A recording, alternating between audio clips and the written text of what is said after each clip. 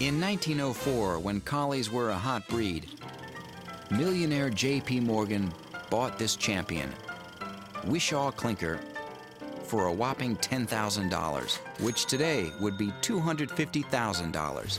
Later, the Tales of Lassie made her the most famous dog in the world. She even has her own star on the Hollywood Walk of Fame. But collie intelligence and devotion are anything but fiction. In 1923, Bobby walked 3,000 miles from Indiana to Oregon to find the loved ones he lost on a family vacation. Okay, so the collie, let's face it, it's the Boy Scout of the dog world. Collies were developed centuries ago in the hills of Scotland and Wales to be man's all-around helper, herder, guard dog, and devoted companion.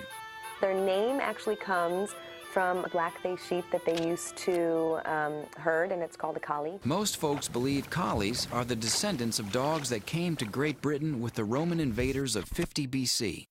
These were crossed over the centuries with native Scottish dogs, giving the breed its wide assortment of colors: sable, tricolor, white, and blue merle. Later, this dog, the Borzoi, entered the mix. The dogs with the arched back and the really long faces, that's why the collies have that really, really long face. According to the American Kennel Club, collie ears should always be folded at the tip, never fully pricked like a German Shepherd's. The early breeders were adamant about certain attributes in their special canine assistants. They needed to have a long, thick double coat, both for weather resistance in the harsh Scottish climate and to protect the collie's throat in skirmishes with predators. Dogs with this rough coat were more commonly herders, while the smooth coat collies were more suited to driving the herd to market. Collies also needed a sturdy, agile frame to contend with rugged terrain. And finally, they needed a superior brain. It's much more the independent thinker, the animal that's going to go out on a mission and solve a complex problem and come back having solved that riddle for your family. Wait, quick! Quick, quick, quick! When it comes to herding, collies have the whole package. They stalk and eye their charge without following through with the kill. Go by out. Much better.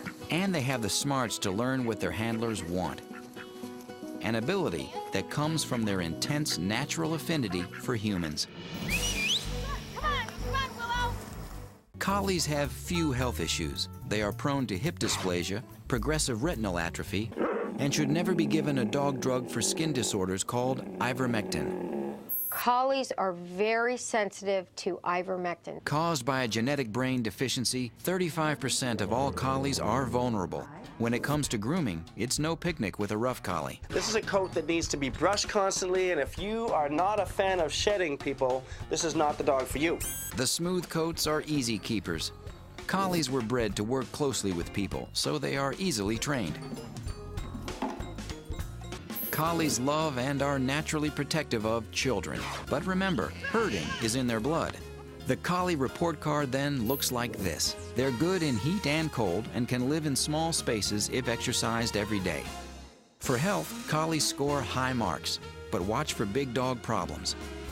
Grooming can be intensive depending on the coat type. They're one of the most trainable dogs anywhere, and collies are good family dogs, providing you socialize them to children when they're young. This is a good doggy.